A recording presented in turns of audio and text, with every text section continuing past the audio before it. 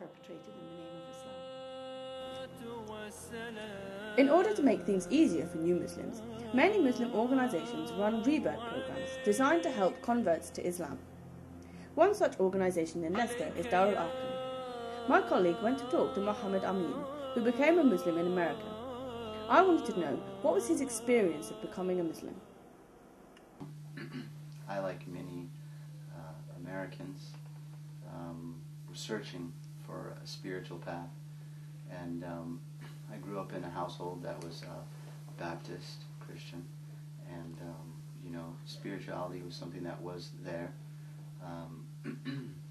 but you know, my journey after that, you know, you can gain so much from your parents, but then, you know, going out, you experiment with different things and you meet different people, and I would say that, you know, if I could describe my life at a younger age prior to Islam, was just someone that was searching for, you know, something with greater meaning, and I found that in friends who also were, you know, shared like thoughts on that, and I would say that if I had to put it all into one word, would be thirsty.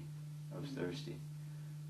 There was one person in particular that I went to school with, and you know, they were a Muslim, and I didn't really know that much about Islam, but they were, one of the things I remembered about them, this Muslim, was that they were very friendly. You know, they were very open with me as far as just you know, telling me about Islam or sharing it with me, because, like I said, you know, I was very inquisitive and I was searching, and one of the things that I remember most is their patience that they had, and that they had a very inviting character, and that was one of the things that I thought was interesting about Islam, because, you know, meeting different people, you know, whether they were black or they were Arab, and one of the things that I saw that they shared in common was that they had a lot of patience, and they were very open, you know, and so that was one of the beautiful things that I saw in Islam, and also the brotherhood. That's one of the things that, you know, raised a lot of questions in my mind. You know, what is this thing that these people are, you know, that they share? You know, then you see a group of people, you know, someone might be from Indonesia, or someone might be from Pakistan, or, you know, but they mix. They all mix, and that thing that binds them was the Islam, and that's what I just, prior to Islam, I just couldn't figure out. I was like, what, you know, what do these people have? What's their secret? I was fortunate to come to Islam in a city with an active and thriving Muslim community. However, some reverts are not so fortunate. I spoke to Sister Batul about the problems some Muslims can face when they first come to Islam, and the work she does helping them in their new faith. What I really like to do is, I like to talk to them about their family as well. Yeah. I don't like to speak to them in isolation. And so if they want to bring a family member or some friends with them who they have confided their trust in, that they wish to convert to Islam, I would like them to come with them, just to be able to see the process. It's like, you know, if somebody died as a Muslim who have non-Muslim family members, it's so nice for the non-Muslim family members to be able to come along, to be able to see the process of the janazah, of the washing of the body, of the prayer, of the burial and everything, so that, you know, they lose that fear of lack of knowledge as to what's happening. So then we show them our introductory pack, which is the New Muslim Project introductory pack, the concept of God in Islam, you know, a guide to Islamic literature, the Shahada copy, where they can make their Shahada, literature to help them to pray, and also our quarterly newsletter, which comes out regularly, which is contributed to mostly by converts to Islam. And so, you know, they will find out lots of interesting reading in there. It's very light, it's very British oriented, because they themselves are coming from a British background, and so it helps them establish their Islam, root their Islam in the soil from which they have come. This is really important.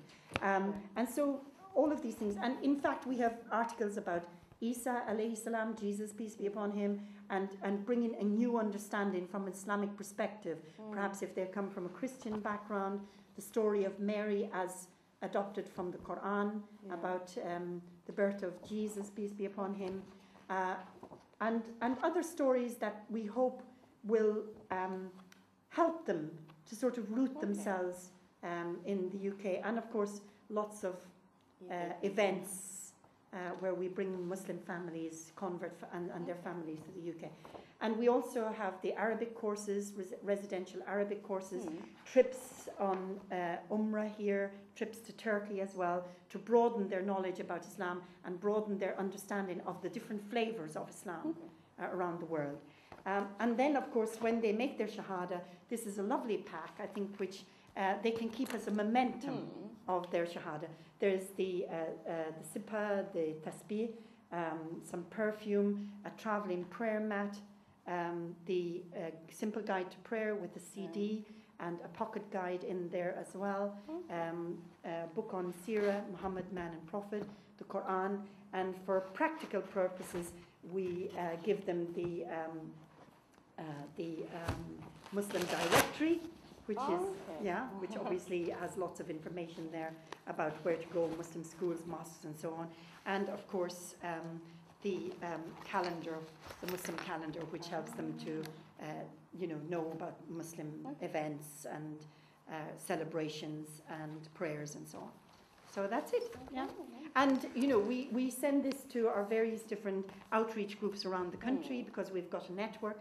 And if they wish to put information in here to do with local activities, local, sort of resources that they can,